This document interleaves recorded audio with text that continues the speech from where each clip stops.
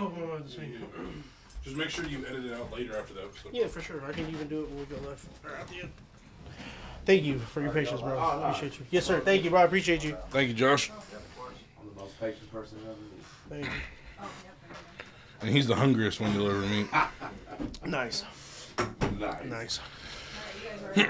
What's going on, everybody? This is the Ignorant Shit Only podcast, number 17. I am your co-host, Jose Ledesma. I am with my other person of interest, Kuya Flip, and we are with the one and only Mr. NoodleKnockerTV. Yes, sir. Appreciate you, brother, for coming on. Yeah. So obviously, no, it's all good. I thought I was tripping for a second. Right out the gate, he's supporting. I love it. Absolutely love it. But man, appreciate you again for your time, for coming on to the show, man. I was like, bro, like this obviously fits what we want on here, man. Funny shit, ignorant shit only. It makes a lot of fucking sense. So again, appreciate you, bro. Shout out to my brother and shout out to Eric for helping making this shit happen. But yeah, man, let's get started. You good? Yeah, I'm just trying to get on to the got you. Okay. You're good though. All right. So to start it off, brother, growing up, did you always feel like you were like the funniest kid or funniest individual around your friends or family, like a class clown? Did you always feel that? Yeah, of course. Well, I mean, it started off like I always knew I tried to entertain. You feel me? Like I remember when I was little, Michael Jackson Thriller was hella big, so I would like, my mom used to tell me I would like get everyone in the living room, like sit down and watch me, and I'll do the whole dance and shit like that. So I knew I always wanted to do a little entertainment, but you know, after that it's like I'll start dancing at the most awkward times, and like I just always been funny, and then you know, going into school, I'm always the class clown, always the fuck up, and you know, basically you just always knew you were funny. I just always made people laugh. Was besides the Michael Jackson thing, was there another like experience, like whether it was around the homies or at school or whatever, if there was another opportunity that you remember that you gave yourself to make people really laugh and be like, yeah, this dude's fucking always hella funny type shit? Yeah, probably in class. I remember in junior high I used to what's it called? Drama classes. I used to take drama classes, so I was acting. That's crazy. I was Shakespeare one time. I did a little Shakespeare. What's that one? Romeo and Juliet? Yeah. Oh, yeah. I did that, and I just remember, like, backstage, I'll be, like, while we're, like, dressing up, and I'll just start doing some weird-ass dances and shit like that. Because I used to like Jim Carrey. You know, Jim Carrey, he makes people laugh, not even saying nothing. He'll just do, like, facial expressions. Super expression. Body movement, like, just some weird, awkward-ass shit like that. I used to do shit like that, just the most awkward time, you feel me? People just start dying. And it's like, I just knew I never really cared what people thought. Like, you feel me? I didn't care if people thought I looked stupid or whatever. But I mean, that's what you gotta do when you entertain. You can't care about what how you look to people. Yeah, because there's gonna be a lot more people that like it than don't. Didn't you guys have like a thing at your school too? What's it called? Well, theater? What are you gonna say, bro? No. I already know you're on some fuck shit. Fine. No, fuck that. I already know. No, because weren't you Juliet in one of the places? Oh yeah, see, I already knew. I already fucking knew. Weren't you weren't you fat Asian kid number 7? And number 8. Oh yeah, you were big enough for 2 costumes. They're like, get him to sizing immediately. So to talk about your earlier before you became comedian, like your rapping, basically. Have you ever thought of incorporating your rap skills into your comedy skits? Oh yeah. Honestly, the first video that got me like viral, the Top Ramen Noodle song. Rap, yeah. Because I was just like thinking, it was like, I called it my love song, you feel me? Like, I was just rapping about eating top ramen. And I honestly thought it was dumb as fuck at first. And I remember I was running out of ideas. And I just remember one day I just posted it. I was like, you know, like when you send somebody, like a girl a text or something, you just put the phone down, you don't even want to look at it because you're kind of embarrassed of what you just said. Yeah. Like, I just posted it and I just put it down. And I didn't go back to it until hours later. When I went back, it was like 30,000, 40,000, 50,000 views. I was like, oh, shit. And that was like back in like 2016, right? 2017? 17? Yeah, it was like March, I think, 2017. Wasn't it like big that Snoop Dogg also had like shared it too? Yeah, he's still on his page, on his Instagram page, but you got to scroll hell far down back. Right. Yeah. You still eat top ramen? All day. That's crazy. What's your favorite flavor though? What's your favorite one? Well, see, it's not really top ramen. It's Matachan. I like the Matachan better. Okay. Matachan's good. Oh yeah, that's struggle. The lime chili shrimp one. That's fire. Lime chili shrimp. Oh, okay, yeah. I upgraded to that the buldak. You know, the buldak, the 2 times spicy. You know. The pink and black ones and the red ones. The little trend, yeah. Yeah. Oh, those are fire. Those are better because they got hella different type of flavors. That's fire. So I upgraded to those. I don't really eat Tom ramen as much no more. Yeah. But I still fuck with noodles. Oh God, shit, you know what I'm saying? Busting spreads. Absolutely. Feed a whole family. You can bust him open. Anyway, can you share back in your rap career, right? Before, what had happened with you getting locked up and whatnot, there was a song you did called This Game Don't Love You with Woody, right? Yeah. So on some music shit, can you share how you were able to get on a track with Woody back in the day? Yeah, I remember my boy, this dude named Jay Gotti. I started fucking with this dude named Jay Gotti. Shout out Jay Gotti. But he had a little label called Full 60, and he had a studio in downtown. Dope ass studio. And I just remember he used to invite me over all the time. So I used to go over there, do little verses and stuff like that. And I just remember at one point in time, like, he would have, like, top artists. Like, whenever artists would come out here to Sac, they'll go to that studio. It was, like, a dope-ass studio. And I just remember, like, he used to have Messy Marv, Daz Dillinger, and I guess Woody came by one time. And I remember, I wasn't there, but I remember I had, like, this song. It was me and my boy, and we had a third verse open. Well, actually, we had a homie on the third verse. But he didn't really rap. It was just like playing around. He just threw a verse on it. But they ended up taking it off because they didn't really like it. So there was an open verse, and I guess Woody wanted some beats or some shit like that. And my boy was like, "Oh, well, if you give me the verse, you feel me? I'll hook you up." Yeah. I'll hook you up and shit like that. You come over here because their engineer used to engineer for So Def. He's from Sac, some white dude, right? And I'm talking about when you go to the studio, there's platinum plaques, all like what was it, Jagged Edge, and all these artists and shit like that. Yeah. So. He did a verse over there, and then I just remember, I honestly, he was like caught up in the game, so like he was like, I guess under investigation or something, so he kind of like put music on pause, you feel me? So then I didn't see him for like a year or two, and I just remember out the blue, somebody came up to me and was like, "Hey, you did song with Woody?" And I'm like, "No," you feel me? I'm like, "Hell no, I never." And then he was just like, "Yeah, they put out this album called Suited and Booted. And you're on it, because they got hella people on it. Mac Dre's on it, Messy Marv's on it. Like, yeah, it's hella, like, Northern California artists and stuff like that. And I didn't even know I was on the song. I was like, what? So I went to listen to it. I was like, oh, shit. But, yeah, you can find that shit on YouTube. But, yeah, that was an old-ass album. I remember they had it in Murder Dog, too. I was hella juiced, because I remember going to Tower Records. Remember the Murder Dog magazine? Mm-hmm. And they had the album right there, had my name right there and all that shit. I was like, ugh, that's hella dope. To me, that was, like, a big-ass accomplishment. No, facts. I was, like, 19 years old, you know what I mean? Hell, yeah. But yeah, I never like met him or nothing. But okay, so it was just like he heard it.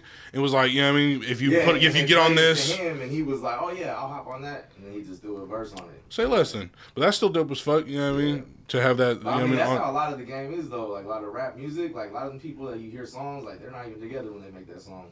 Oh yeah, for sure. Facts. I've had the same thing with other artists. Like they just send it. Yeah. Like I'm gonna record my verse and send it. I ain't gonna lie to you though, bro. The only thing that happens when that happens is the sounds aren't continuous. You know what I mean? Because two people audio engineer very differently. So, in my opinion, I think it's best to always do tracks together in the same studio. But, you know what I mean? Sometimes people be in different cities, states, whatever the case may be. But see, that song's for a compilation, though. So, there's like... Oh, so you had to send in the verse. Like over 20 artists. Yeah. You're not going to get all 20 in the one studio. You feel me? No, for sure. It's going to be different times. Yeah.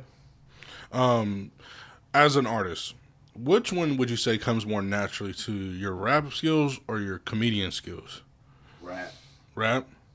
Well, I mean, comedy is always for the most part, but I got to be in that mood. Like, like when people meet me in real life, they're like, hey, damn, you're kind of quiet. Or you're kind of like, because, I mean, doing so much time in prison, I learned that I isolated myself for so long. And, like, you feel me? So I'm not really as outgoing. I study people, look around and stuff like that. But it's like...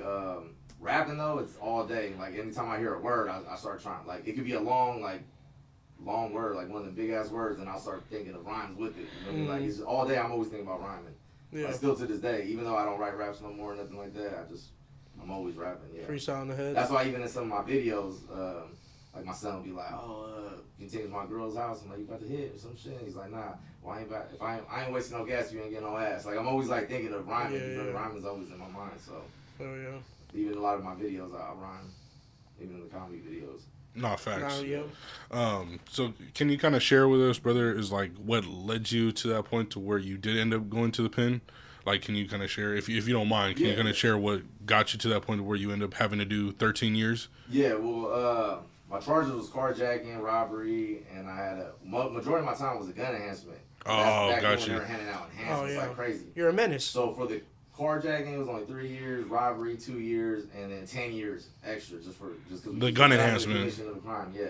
So 15 years total. I did 13 out of the 15. But yeah, that time, like, you know, being in the streets,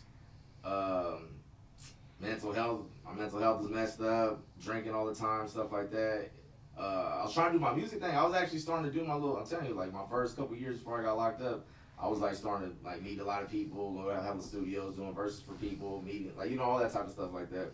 But it was like, I think I got caught up in that sense of like, you know how people look at rappers like, oh, they're not even real, they don't do that shit they rap about. Yeah. So it was kind of like in my mind, I was like, well, you had to live up to that. Yeah, I actually do this, but it made me want to do it a little bit more, like go a little harder, because it's like I'm starting to get my name out there more. Because I remember on MySpace, I had a song called Welcome to South Sacramento, and that song hella blew up. Like, that shit was getting views everywhere. People were posting it all around. And that was back in, like, 2006, I think. Yeah, 2006. And, yeah, I just kind of got caught up in that lifestyle even more. I was like, shit, people were getting to know me more. Like, I didn't want nobody to be like, oh, that's a fake-ass motherfucker, or he ain't really like that. So it made me, like, more delusional, like, living that lifestyle, you know what I mean? So, yeah, it was just fucked up. My mom was so gone. And what was most fucked up is I just had my son. You feel me? When I got locked up, he was 4 months old when I got locked up. Oh, damn. When I got out, he was already in 7th grade. Fuck, man. So to kind of touch on fatherhood in general, right? I saw the skit that you have pinned on your profile right now. It's that comedy skit you did with your son where it's like follow the tradition of. Oh yeah, the 13 years your dad did. Yep. So basically, what I'm getting at is like, do you feel that because your father was incarcerated as well, do you feel that played a factor into you ultimately, you know what I mean, having to do time as well? Like, do you feel like not having him in your life affected you? Oh, of course. Like growing up, like I think incarceration is a part of life. You know what I mean? Like, you know, we grew up like that, thinking like it's normal when people get out, come out, get in, go out, like all that type of shit. We think that's normal. So it's like I really had in my mind, like, oh, I'm gonna go to prison. I knew I was gonna go to prison. I used to tell people all the time. And I remember like 2 weeks before I got locked up. You know Relly Real? You ever heard of Relly Real? Relly Real, yeah. Yeah, okay. So that was my boy. I used to rap with him a lot back then. And I just remember one day I told him, I remember he brought this up to me when I got out. Because I remember that day, like 2 weeks before you got locked up, he said, I went up to him one day and I was just like, man, I already know I'm about to go to prison, so I'm about to just go. I'm ready to go. I'm ready to get this shit over while I'm young. And he was just looking at me like, what? And I'm like, yeah. But in my mind, I'm thinking like, oh, I'll go do like 5 years. I'll go do a quick 5-piece real quick. You feel me? But then when I got locked up, man, I was facing over 50 years. And then I remember when I went to my prelim, they were like, you know, if you lose that trial, there's special circumstances where you could get life. And I was like, oh, damn. Like, you know what I mean? But, yeah, I always, I don't know. So basically when they had offered the 15, you basically just was like, you know what, fuck it, I'll take that instead of chancing, you know what I mean, a life sentence. Well, I mean, I fought my case for over 3 years. So I was in the county for over 3 damn years. Damn. That's like the slowest time in the world. Cause, you know, prison time goes out like that because hell shit going on. But yeah, I'm not gonna lie. When I got locked up though, I felt like the biggest piece of shit on the planet. Like, you feel me? Like when I really sat there and acknowledged, like, man, I'm doing to my son what my dad did to me. You feel me? Like, to me, that was the most dirtbag shit on the planet. Yeah, like, no respect. You feel me? Like, I don't see how anybody could respect me for that. You feel me? But yeah, I don't know. Sometimes my dad even says though. I remember he told me one time. He said maybe it was a good thing I didn't like, cause he had me when he was 15 years old. So he was like, I wouldn't have raised you right. I mean, I know you went down the wrong path. And he was like, but you probably would have been like 10 times worse if I was out there. Because he was still a kid himself, having a kid at 15. You know what I mean? Like I remember one time he told me, like, he was like, you were 2 years old smoking a joint already. You feel me? Already knew how to hit a joint and stuff like that. You feel me? That's crazy, bro. That is crazy. Bro, that's why I'm still appalled. You said prison time went by like that. I'm like, I don't think that's how it works. I don't think you can speed run prison. Exactly. I don't. That's wild. It's like, hey, bro, it'll be quick. Go. Like, so basically, please don't go. You're so can you share the inspiration for you that, like, what was the light switch moment for you to want to change your life and start doing comedy when you were locked up, instead of continuing on the same path you were on at that time? I went 10 years. My first 10 years, I never touched the phone. Because, you know, cell phones are, like, common in prison. Yeah. I went 10 years, no phone. So, like, the outside world, all I knew is what people told me, what I saw on TV or in a magazine type stuff. So, but, I mean, I try to stay up and all that stuff. So, I remember 2016, I just remember me and my baby mom were going through it, and basically she got to a point, she was like, I can't do this no more. And I was like, you know what, I don't even blame you. Like, I wasn't even mad at her. I was like, cool, it's all good. And she was like, you got this, you got your TV, you got this. And that's what I respect. She made sure I had everything. And I remember she bought me a cell phone. And then she was like, there you go, I'm done. And I was just like, damn. And I felt so, like, she was all I had. You know, she was all I had the whole 10 years. Like, she always brought my son. So in my mind, I was like, damn, I'm not going to see my son no more. Damn, I'm not going to be able to, like, have who's going to put money in my books, who's going to visit, all that type of stuff. So I was so stressed out. I remember I was like, I used to always tell my boy really real. I remember I used to write him, and I used to be like, bro, take advantage of social media, bro. Take advantage of social media. If I was you, I'd be doing this rap shit on social media. If I'm trying to sell CDs, go on social media.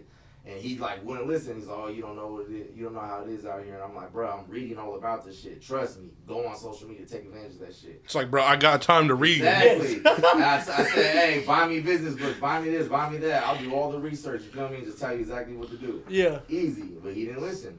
So when I said, man, if I ever had a phone, I'll be famous. Straight up. And then he was like, nah, shut up. You don't know what it's like. So I remember when I got that phone and she left, I was like, fuck. Like, I felt so lonely, bro.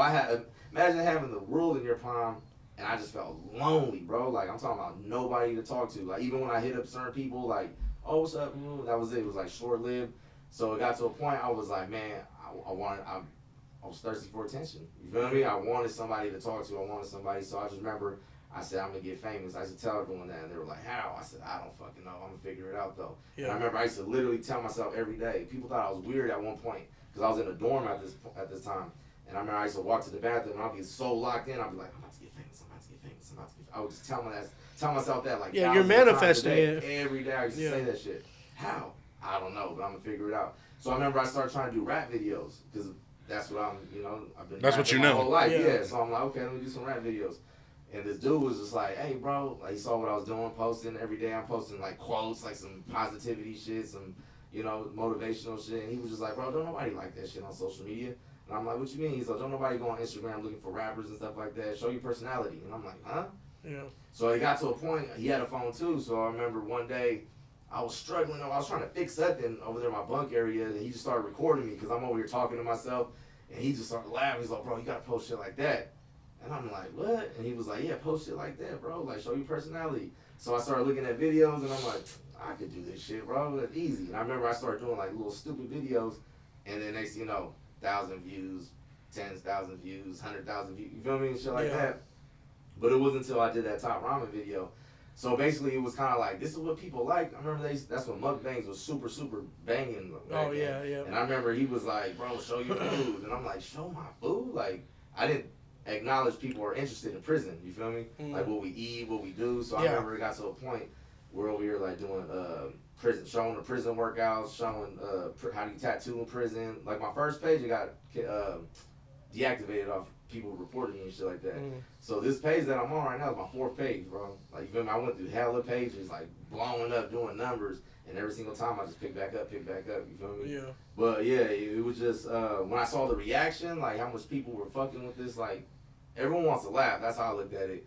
So basically, I got to a point where I figured my followers are like my celly. Because like when you're locked up and there's times you're on lockdown. I remember there are times we'll be on lockdown for months. And all it is me and my celly.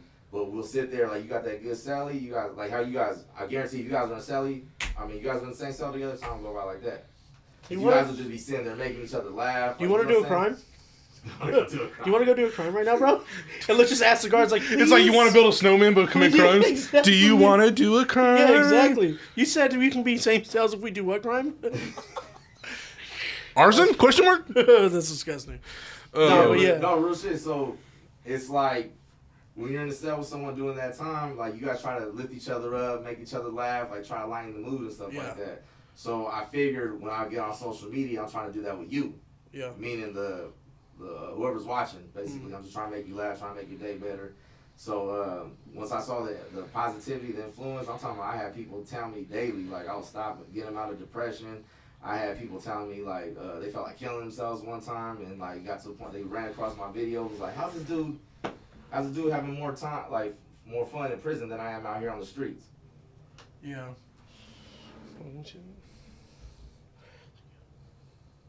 Gordy just texted that right now. But it shows that it's working though. Yeah, on that's the what I'm thing. saying. Sorry about that. We're having. No, you good, you good. Can you not hear him?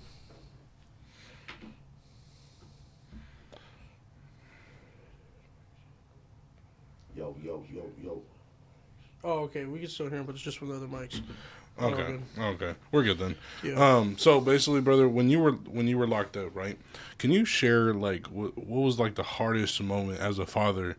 Like, was it like maybe a birthday of your son's, or like maybe like basically what I'm getting at is like what moment hit you the hardest of like, fuck, I feel fucking terrible. My son's growing up without me. Like, was there a specific moment basically for that you had felt or went through? I mean, it started. I just think that county time fucked me up so much. Like, it made me, like, by the time I was sentenced, I knew what direction I wanted to take. I was like, yeah, I gotta change. I gotta make a whole different lifestyle. I gotta change. Basically, I promised myself I was gonna make sure I get way different than the person that put me in there. You feel me? I had to change my whole mindset.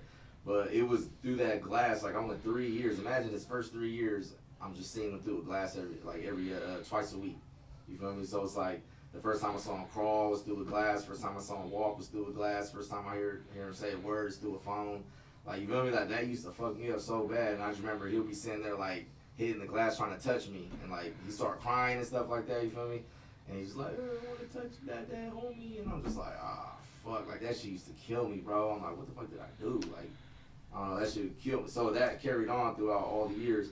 And basically, it's like every book that I read, I was like, I gotta, get myself a little more intelligent, a little smarter for him, basically. So I'm not some dumbass motherfucker, you feel me? So it's like, I mean, there's many moments, though, because even throughout the time, like, I had to teach him how to tie his shoes at a visit. You feel me? Like, that shit used to fuck me up and shit like that. Yeah. But, yeah, there's so many things. But to me, that 3 years only seeing him through a glass, that killed me. Yeah. No, I feel that. So to kind of, be a little bit more lighthearted, how would you describe your style of comedy to someone who's never seen your content before? It's not for the sensitive. Like, I'm more old school, you feel me? Like I like how you guys talk shit, because even me and my son, we just talk shit to each other all day, you feel me? Like, and it gets to the point, I'm not gonna lie, because, like, say, like, reaction videos, we see a video, react to it real quick, like, we'll bag on people's weight, we'll bag on people's disabilities, like, you know what I'm saying? Like, because how I grew up, like, we don't take, like, that motto, the little saying, sticks and stones will break my bones, but words will never hurt me. Like, that's something people don't go by no more. Like, words hurt motherfuckers like crazy right now. Yeah. It's like, you gotta be very sensitive and shit on what you say and everything, but... Yeah, and all you're trying to do is just laugh at other people's ailments. Exactly, because I remember... Just like laughing at your weight. All right. I don't know how you guys make me want to gain weight. Just something extra to laugh. Be like an episode of Hungry Hippo in this bitch.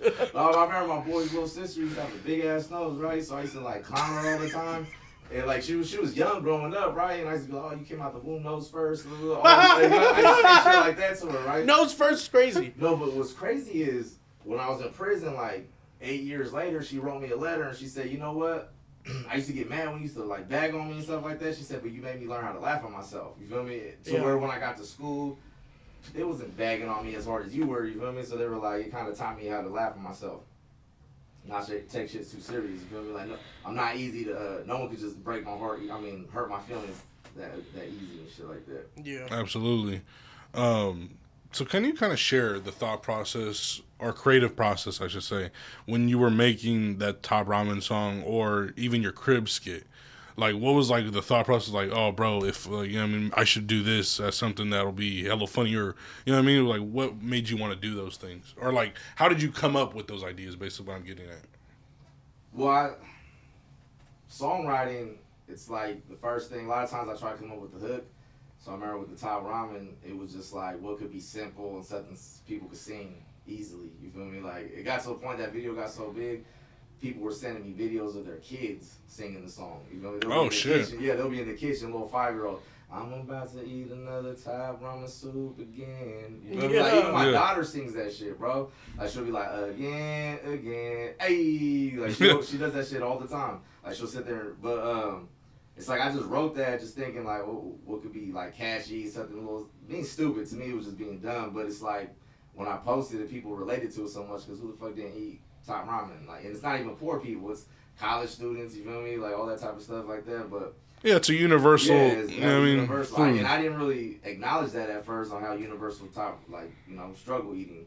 But what were you saying about? And then the crib skit. Oh, crib. like yeah, the crib skit that you did. Well, that's when I started seeing how infatuated people were or curious of what's going on in prison. I remember, was it Mike Epps, I think? He did like a jail cribs type of thing where he acted like he was in a cell and he did like some little skit, but I'm like, I'm actually in prison, you feel me? So I was like, let me sit there and actually do it from prison.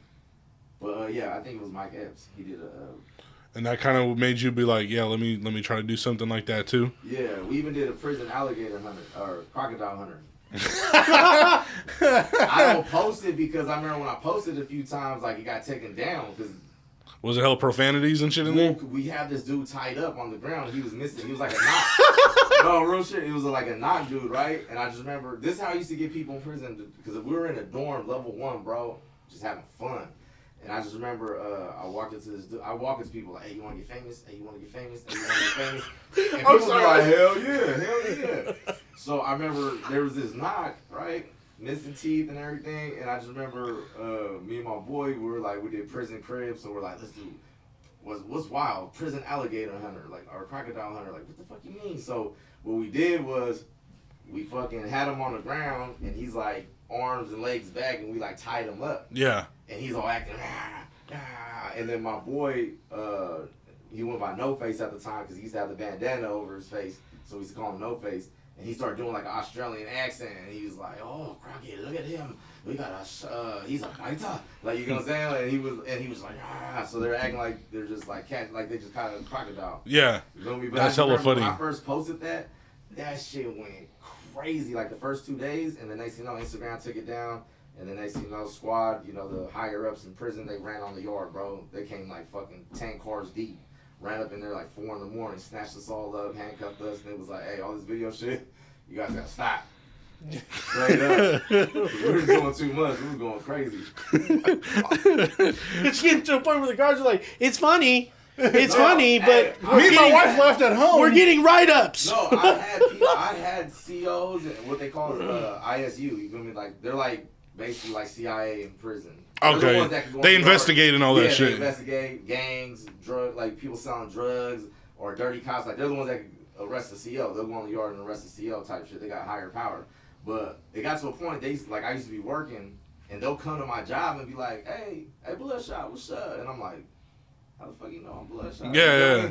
He's like, oh, just letting you know we've been watching you. And I'm like, what you mean watching you? He was like, hey, motherfucker's funny as fuck though. Like we actually enjoying. We be sitting there eating popcorn, watching your shit. He was like, but don't think you're getting a free car. Like you're not gonna get away with everything. Just don't get too famous. And I'm like, what you mean? They're like, don't get too famous because you're gonna make us have to do our job. You know what I mean? And I swear to God, after that, bro, when they hit me that so hard, it was crazy because I ended up like making a new page. I went by a different. That honestly used to be the real Bloodshot, and that's how I started doing like Top Ramen Whore, NoodleKnocker, because I started trying to switch the names or some shit like that because I didn't want to make it easy for them to just type it up. But yeah, it got to a point where I remember I just went like I made a new page and I had it on private, and like I was basically not accepting anybody. I was kind of like being careful and shit like that. But I remember I think it was 2018 or 19. Like hella people, TikTok, like right before TikTok started blowing up, hella people in prison were like posting and everything was going viral. And I remember they'll come up to my cell and be mad at me. They'd be like, bro, you don't know what you just started. Like hella people in prison trying to get famous now. You feel me? Like I can honestly say I'm the first person that did that shit. Like I made that trend. Like you go on TikTok, they have a thing called prison TikTok now. Yeah, you know what I mean? Yeah, on TikTok it is. That's a real thing. But I'm saying I used to sit there and like literally go live. I remember there's times I went live, bro, and we'll have like 10,000 people on my live. We're just right there in prison, just chopping it up and shit. Yeah, I had people crazy. doing comments in different languages and shit like that. I couldn't even read the shit. You know? He said, what war are we in? Ni hao, cuz. What war? I had Waka Flocka on my live before. Oh, no shit. He even commented. He was like, hey, free the G's. I remember I screenshotted it. I posted it and shit like that. That's hard. Yeah, that shit was crazy, bro. I had hella, Melvin Gregg? Oh yeah, the comedian. Yeah. He posted my shit on the story one time. He was like, "Oh shit, they doing skits in prison now? Like what the fuck?" You know what I mean? He was. Prisoners are evolved. Yeah, exactly. Prison's starting to look like fun. It's crazy the power of the phone though, because I was just right there on the bunk, bro, just reaching millions of people. You feel me? Like, it was crazy, bro. Can't even touch them. Whoa. Not like that. But Okay. Pause, like that, bro. But I'm Pause, saying, bro. like you can't even, because how you were saying earlier, you No, got I know. in your hand, but you feel lonely. I know. That's but what I'm saying. Just be careful. Oh, I didn't feel lonely after that, yeah. Man. He got a lot of phone calls after that. Hell yeah. My shit ringing. COs, They're calling COs to get a hold of me. Yeah. Oh my goodness. Yeah, I was getting like 20 pieces of letter a day at times. Oh, for real? That's dope as fuck. He put his ex-ref in his bio? Hell yeah. After they caught me, you feel me? After I got in trouble, I was like, fuck it, yeah, write me. Yeah, write me. Shit, my followers paid off my restitution and everything. Oh, that's hard as fuck. So when I got out, I had to pay restitution and none of that shit, bro. Oh yeah. Hey, really quick, Joe, can you spell restitution for me? Oh, really? Can you not be gay? Thanks. I appreciate it. So can you share other like examples from people that you knew on the outside, right? Can you share what it was like going viral to like your friends and family? Like, can you share what was that experience like? Even though you're locked up, but you're going viral and shit, and like your family, your friends, and people you used to fuck with are now seeing that too. Like, what was that like? I remember when Snoop first posted my shit. I remember my celly was using the phone. Because like we'll take turns, sharing the phone. And I just remember out the blue, my celly was like, "Hey, Snoop Dogg posted your shit?" I'm like, "No." He was like, "I don't know." Just started to get hella messages, and he told me my dad was, I guess my dad texted the phone, was like, "Hey, bro, Snoop Dogg posted your shit." I'm like, "Hell no!" So I check, I look, I'm like, "Oh damn!" And it was crazy because, but see, the thing is, my dad, he's like, he changed his life around. He's a Christian now and stuff like that. Oh hell yeah! So it's like, I could see them looking at my videos, looking at me, this type of shit I post, like, what the fuck are you, like, you know what I mean? I remember he told me, because he has younger kids, and he's like, "Bro, I can't even watch your videos in front of my own daughter or in front of my own son. Like, I got to turn that shit down or scroll past it and shit like that." Yeah. But, I mean, that's his time to be a parent, though, so, I mean, I just, I don't know, it's hard to say, like, they just, I don't know. I mean, they always knew I was a clown. They always knew, you're hella funny and shit. But I mean, they probably do see some more wild out shit. You know what I mean? No, I feel that. When you finally did get out, what was the first thing you did /eat? Denny's. That's okay. crazy. For some reason, I swear to God, like people would always ask, like, "Hey, when you get out, where that's what are you doing?" That's type shit. a lot.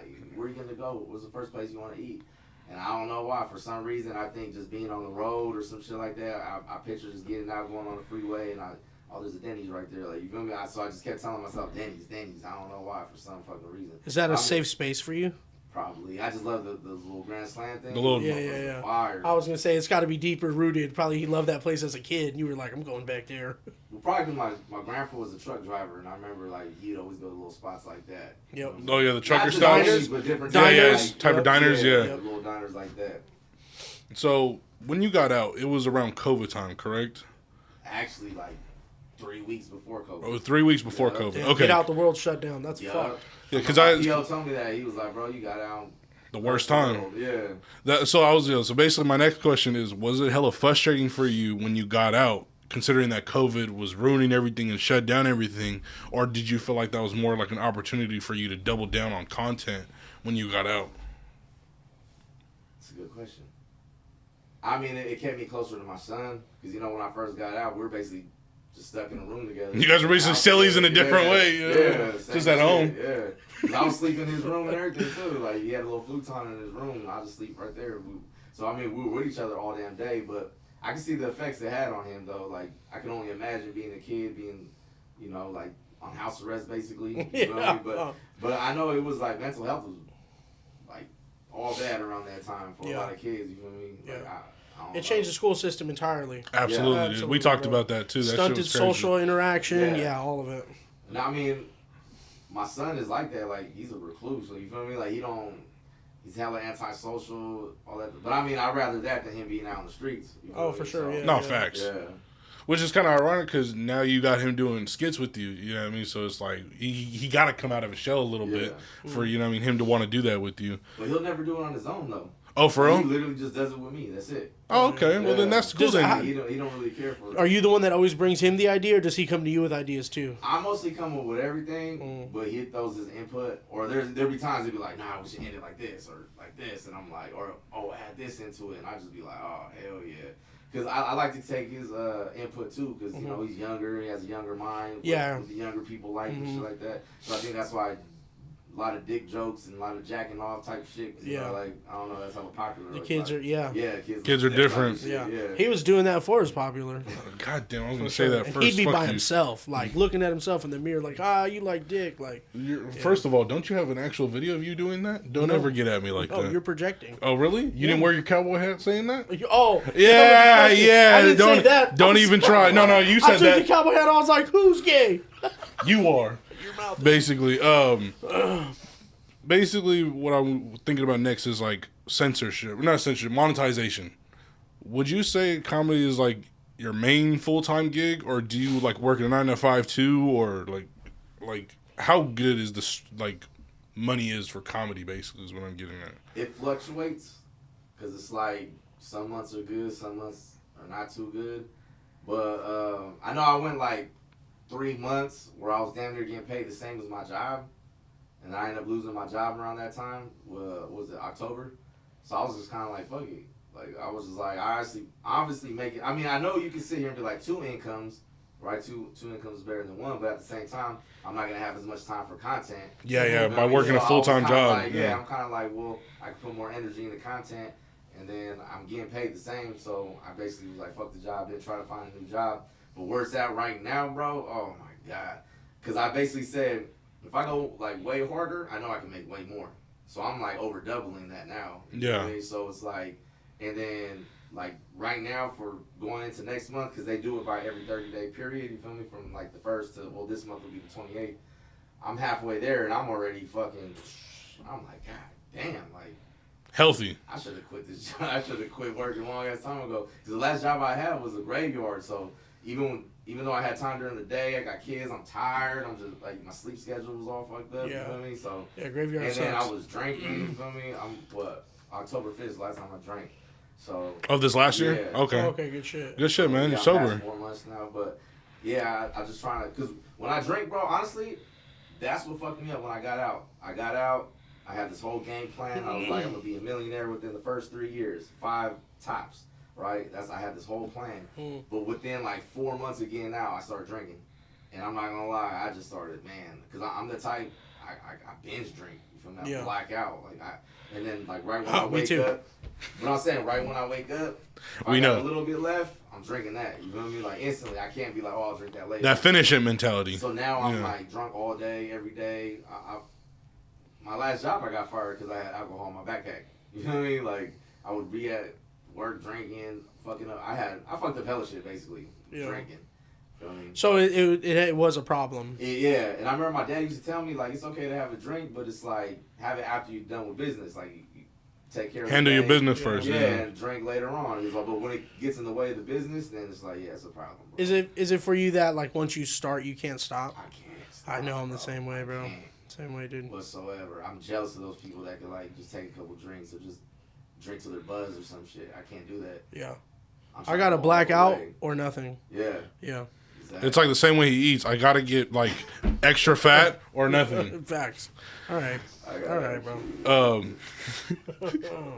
So when you got out and you were looking for work, even though it was COVID time, so basically, let's say it was a little harder. I was about to say, so yeah, basically, like say it was without COVID, right? And like restrictions are off, and it's just like regularly finding a job. Did you find it discriminatory through the work hiring process through certain jobs or companies because of the fact you were a parolee? Just even right now, because my last job, I wasn't taking it too serious because I ended up I was like, man, there's this person I know, they were like, hey, if you get your guard card, I can get you over here at this hospital. And like I guess the hospitals pay way better when it comes to security. It does, benefits and everything. So I was like, I'm already doing graveyard. I was like, fuck it. So I went to do my guard card. I just got to think back like a couple weeks ago. They said because of my record, I can't get my guard card. Yeah. So I was kind of like, damn, that's kind of fucked up. Because I thought I had a little job lined up. You feel me? Because I was like, well, I'm making money social media, so I'll just put this on the back burner or something. But I was like, man, I can't even get that. So, but I mean, I remember one time it was this company that would go through that went through Amazon, and even with them, when my record came back, they didn't give me the job, and they were like telling me face to face, oh, you got the job, like 100%. We're just Oh, they lied. Yeah, they right lied. They got the background They're like, check. we're not gonna give him a baton. Yeah, the baton. That's hella funny. So I kind of had noticed too. Your son was doing content even before you got out. Oh yeah, on Musically or some shit, like, right? Yeah. So was that your way of influencing your son to like start doing it on his own, or did he want to do it on his own? Actually, when my baby mom, when his mom saw that I was doing content in prison, I remember she hit me up one time and sent me his videos from Musically. I didn't even know he was doing that shit. Mm-hmm. Yeah. And she was like, oh, yeah, no denying, that's your son right there. Like, you feel me? She showed me little videos. He was already trying to be like a little funny dude and shit like that on Musically. So he always wanted to just kind of like do that too, because dude. he's a goofy ass dude. Like, that motherfucker's funny as fuck, bro. Like, honestly, if there's video ideas he have, I have to shut down. I'm like, no, you've gone too far. Yeah, you see the red tape, you went past it. it. To the extreme, like, you know, these younger motherfuckers, they think wild. Oh yeah, with yeah, racist shit, with the gay shit. Hey, yo. No, but I'm saying they go like to the extreme. Yeah, They're like, yeah. it'd be funny if I say this, and I'm like, no, bro. No one's gonna laugh at that. We're gonna go viral the wrong way. We're gonna have the wrong communities hitting us up. Yeah, so I gotta censor him. Yeah, that motherfucker, he's crazy, bro. Hey, good shit. Good for him though. Yeah, you know, what I mean, he wanted. He was doing it before Musically became TikTok. Yeah. Facts. Because Musically became TikTok. That's just a random fact that I learned the other day. Oh, you learned? Yeah, a little bit. Good for you. You still can't write. And I told you that in confidence. So since you've been creating content with your son, right? What has been like the most touching or your favorite moment you've had, like just being with your son, creating content, working with him, collaborating with him? Like, what is like a standout moment you've had with your son when you guys create content together? Just the laughs, man. We be fucking dying. Like how she was just saying the whole, you should record this. Yeah. You know what I'm saying? Like, if we recorded our process of making a video, it'll probably be 10 times funnier. Yeah, the behind-the-scenes stuff. Or some of the bloopers or some of the, like, you feel me? Like, it'll be so damn funny. And I'm like, bro, we recorded that shit. Because it's better when it's genuine, when it's, like, in that moment. You feel me? Instead of, like, reenacting it. You feel me? You don't get the same hit. It don't have the same effect. But, yeah.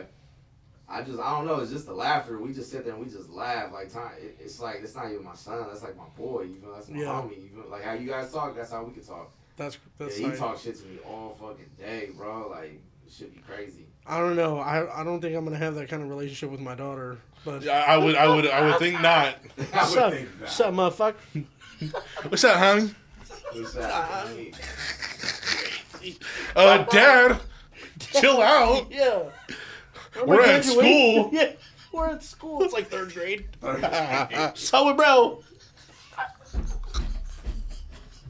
Oh my god, that's hella goodness. funny. You wanted to do a video one time of that sound from Family. You guys watch Family Guy? Yeah. Hell yeah. Remember that one where Peter he knocks on Chris's door while he's sleeping. He's all drunk. He's like, hey Chris, come on. I want to kiss you like Tom Brady. Yeah, and I was like, I'm not doing it. I'm not doing. That's the point of no return right Oh there. yeah. That's one of the ones that get That's what he vetoed. wanted to do. Oh my god, bro. I wonder how that came to him. He must have watched the episode and was like, Dad. He's like, no, he woke up in a hot sweat. Oh, Dad, I got an idea. Tom Brady kissing. Shit, just this morning, because I was by his house real quick, and I remember he had this little Valentine's Day thing, so I grabbed it and I was acting like I was giving it to him. I was like, oh, here you go. Love you, baby. And then he was like, give me a kiss. And I was like, oh, and it's like, but see, what's crazy is like that. Did you see that one video? I did a video where I grabbed a meme and it said, men are twerking during missionary. Yeah. Right? Yeah. So I said, hey Santi, get up real quick. Get on the bed and get a missionary position. I want to see something.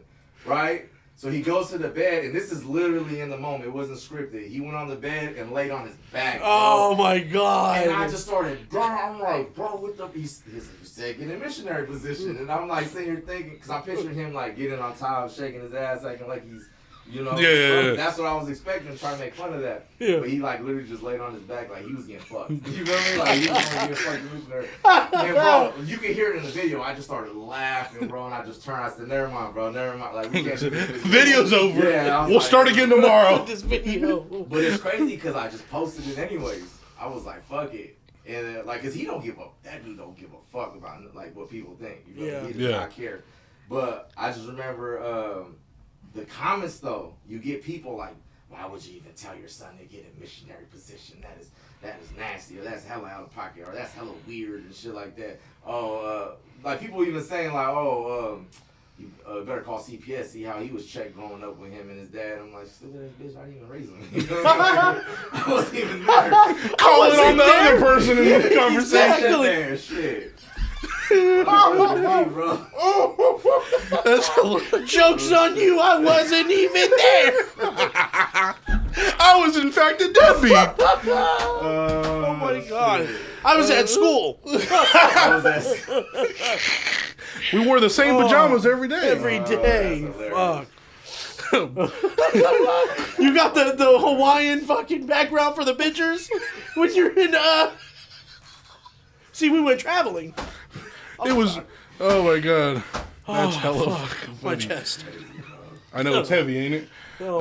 Palms are sweaty. Can you share if you had like a list, right? What would you say is your favorite videos you've created so far? Like if you had a couple off the top of your head, what would you say is your favorite skits that you've made? Outside of views. I'm not gonna lie, there's some videos I do that I'm like, this is viral. And only get like 5,000 views, right? And then there's videos where I'm like, this fucking video's stupid. And it'll get like 10 million. And I'm like, what the fuck? Yeah. You feel me? So like some of my favorite content is not the ones that hit. Like, you know what I mean? Can you give an example of one? There was one that I just thought was dope because it's not really, maybe because I'm a little more mature. So it's like this video I did where I act like I have a dude, like got this dude tied up and he has a thing over his head. And I'm looking at him like, well, look what we got here. The cause of all my problems. Now that I got you, I forgot exactly what I said, but I'm like, now that I got you, I'm about to see who the fuck you are. And I lifted it up, and it's me. You feel me? Yeah. So it's like the thing comes up, and I'm looking like, what's up? Like, you feel me? But I'm just like, you see it inside of my voice, and I'm just like, oh shit, it's me. So it's kind of like, I'm the problem. It's like, it's like a message, kind of like, some shit like you're the problem of all your shit. You feel me? So to me, just sound like that, I thought it was pretty dope. Like I thought somebody's gonna be like, oh shit, that's pretty dope. Like you feel me? Like he's basically taking accountability. Like he's the cause of all his problems. But then it's just like, yeah, I posted like 3 different times thinking it was gonna hit a little. I don't know if I gotta redo it in a different way or like, you know what I'm saying? Because sometimes that does help. Like I'll try a video in I'll redo a video in a whole different like setting, a whole different lighting, and like it does better than another way. But yeah, I don't know. I like that the one you brought up about me and my dad doing time. So it was like him doing time, like he's next in line type shit. Yeah. You know what I mean? Like I like that one because of course it hits home, and it is like a positive message, like about breaking generational curses and shit like that. Nah, facts. Yeah, you can see in the comments too. A lot of people were saying that. But like see, he's breaking this that. is crazy. I know it's a little off right now, but I trip out on some of the comedy I do because you gotta understand when you're doing comedy, a lot of it's like satire. You feel me? Like you're exaggerating the character, you're like, you feel me? Like this ain't me, like, you feel me? I'm not like this in real life. Some people will see some shit we're saying or doing a video. They can't separate the art from the artist type shit. Like, don't get me wrong, my son talks hella shit, but he's never called me a bitch ever in his life. Like that dude has the utmost respect for me. He's a fucking kind ass human being, bro. You feel me? He's a sweetheart. You feel me? But yeah, we have our moments where we talk our shit, but he's a good ass dude. But there be videos where I'll have him call me a bitch or say something like that, right? Just to like make it more shocking or more funny and shit like that. And people will be like, oh, I would never let my son talk to me like that. And I'm like, well, he does it in real life. Like this is just, a lot of videos we do is shock value too. Yeah. We're just trying to get a reaction out of someone. Yeah. Because I know a lot of times when you get a reaction out of someone, they're going to get mad, they're going to comment, it boosts his engagement. Absolutely. You know what I mean? So it's like, Another video, like, it's still to this day popping, is I said being in a relationship on social media, and it's like me looking at a girl's thing, and I'm like, oh damn, you know, I like her little shit, and I go to her page and follow her, and then I put that 10 seconds later, and then it shows a girl like refreshing my shit and see that I followed one more person, and she like throws everything down, pulls up a list of everyone that I follow. Oh yeah. She added one and more. I had that song "Got Murder on My Mind." You know? Yeah. So it's like that video is hella short, and it was just real quick, and bro, it's still getting like so many comments daily, and like I got so much triggered women, and like, you know what I'm saying? Yeah. And I'll troll in the comments too. Like, you know what I mean? Like, I'll sit there and talk shit back and all this, like, all trigger alert or type of shit like that. And then I know what I'm doing because they keep commenting. It's to build up that engagement. Yeah, absolutely. But now I'm getting girls saying, oh, you can tell this dude got low IQ. And I'm like, nah, bitch, I actually have a high IQ because I know exactly what I'm doing. I have all this shit plotted out, and you're falling into every little trap. Like, I know what the fuck I'm doing. This ain't stupidity. No, facts. You know what I mean? Like, I know what I'm doing. And it's like, I don't know. I like doing content like that, but I was just getting to the point where I get a lot of people always saying, like, you have no substance, you have no value, you have no nothing. And I'm like, actually, I do. Like, there's so much shit in these videos. Like, I've had people, like I said, I get people out of depression. I help people, you feel me? Like, what's more value than helping somebody not want to kill somebody, kill themselves? You feel me?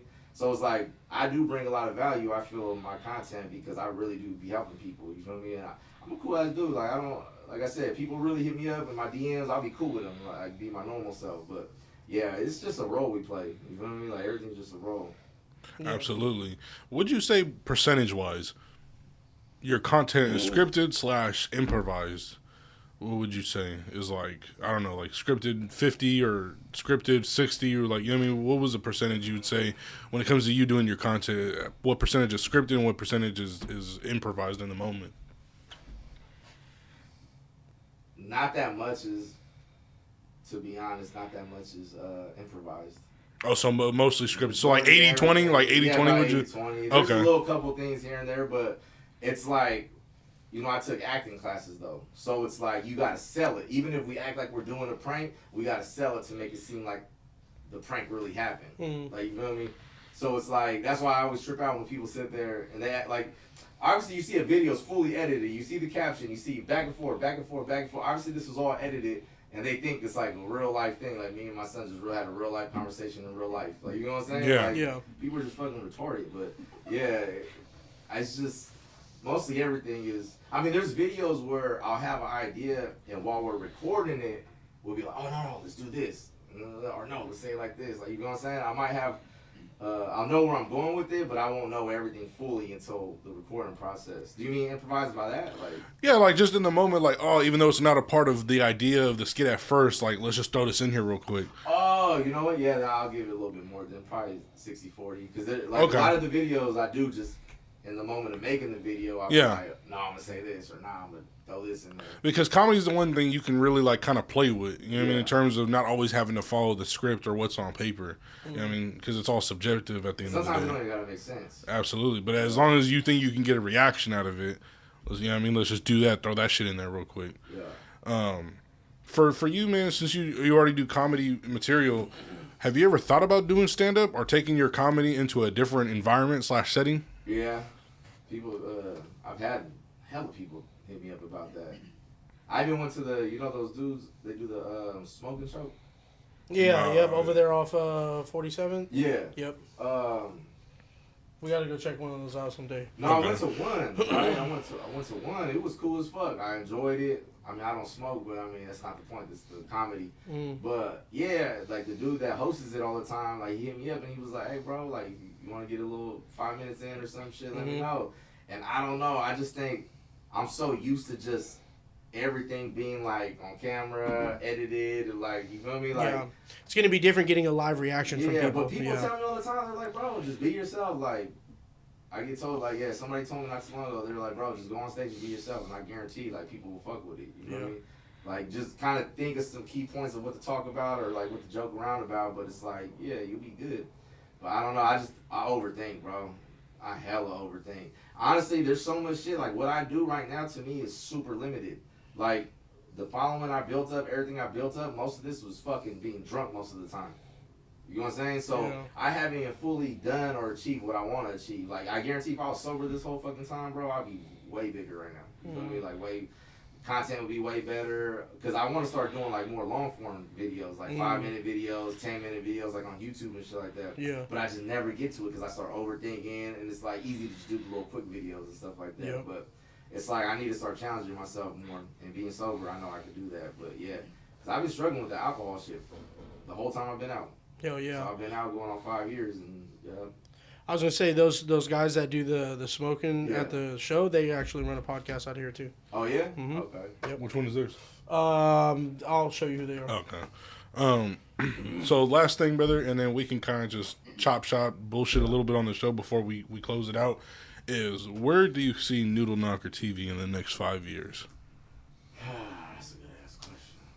Like I said, I really just want to start doing like. I flirted with the idea of wanting to do like short films, like, cause I feel I can come up with some like good ass material, like for fucking like a show or like little movies and shit like that. But I don't know. I want to start flirting with that more. Like I was like, how you get your shit on Tubi? You feel me? I was like trying to think like, how the fuck can I get a movie on Tubi? Yeah. I was trying to do a little research and shit like that, but I don't know. I just want to start doing more long form content. With some shows or movies. I hell want to do that though. Well, I mean that you didn't make a skit the other day. That was like, what are Tubi movies like? Type shit. That shit was hella funny because they are just hella like, you know what I mean, low budget and hella random as hell. Well, see, He said, "I've been selling dick to pay for this mortgage. Oh, I've yeah, been selling that shit was dick. hella funny. You want the truth?" Like, this shit is crazy. Oh my god! I'm sorry, I didn't mean to cut you off. That just immediately, once you said Tubi, I thought about that scene, bro. It's going crazy. No, the part that really fucked me up was on Tubi is when they try to do like action scenes on Tubi, and the CGI that they use or the computer animations they use for like shootout scenes or like action scenes just look so fucking terrible. Yeah. Like, remember the movie Kung Pao? No. No? Okay, so I'll show it to you though, but it's like a low budget, late 90s, early 2000s like kung fu movie, but it's comedy. Like the dude even fights a cow. Like, it's comedy shit. That's you know what I mean? But basically, I'll show you what the CGI looked like, and that's kind of what the Tubi. When did the movie come out? Like in the late 90s, early 2000s. Yeah, you got the heart of a 48-year-old. Oh, you know what? That's Okay. And you got the callus on your lips of a 50-year-old. Oh my Let's god. get to it. You have liver spots. Oh, really? Yeah.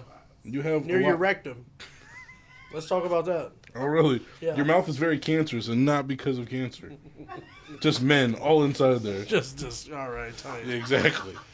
Oh man. Sorry. But is there any like? Are you gonna post like today or tomorrow? Like, do you already have skits you have loaded up and you're like gonna post?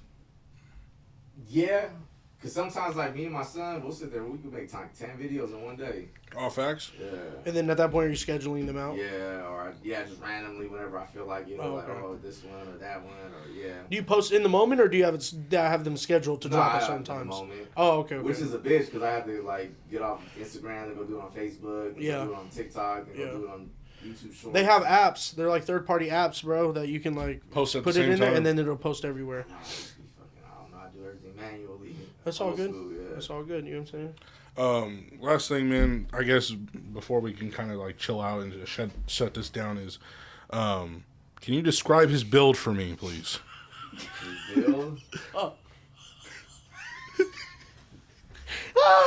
Can you describe his physique for me, if you can? Just roast him, just get on him, if you will.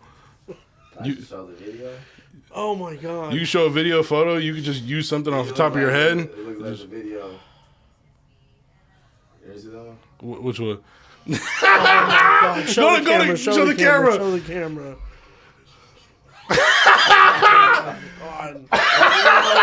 God. Robotic organisms from the planet Cybertron. Yeah, that makes a lot of sense. Oh my actually, God, I appreciate can you that. describe his build. Oh my God. Tight.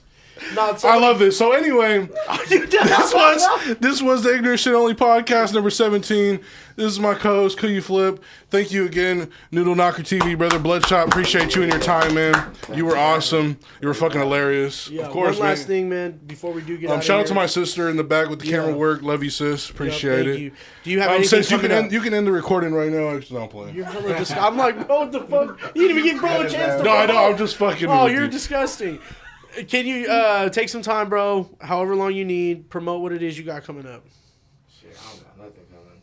Oh, okay. Yeah. I got nothing. All right, for sure. I'm super in the moment type of person. You know what I mean? Like that's probably one of my problems. I don't like plan shit out ahead. Like I don't do none of that shit. I just in the moment, bro. Yeah. That pisses a lot of people off. And honestly, I do feel that stunts my growth too.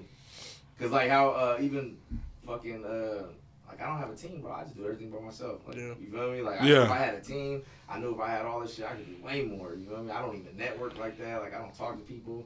But I'm saying my alcoholism fucked that up too. Because there was times I was supposed to link with people and I was too drunk and didn't go and shit like that. So I don't know. Well, maybe you know what I mean, try to make that a goal then, I guess, to like, you know what I mean, do some more networking and really try to, you know what I mean, spread, you know what I mean, build a team and like spread that the responsibilities out so you can help, you know what I mean, make your content more accessible outside of just social media. You know what I mean? Very true. Yep. Might have to stop by tonight. Hell yeah, say less. Pull up. Absolutely. Thank you again, brother. I appreciate you for your time. Thank you again.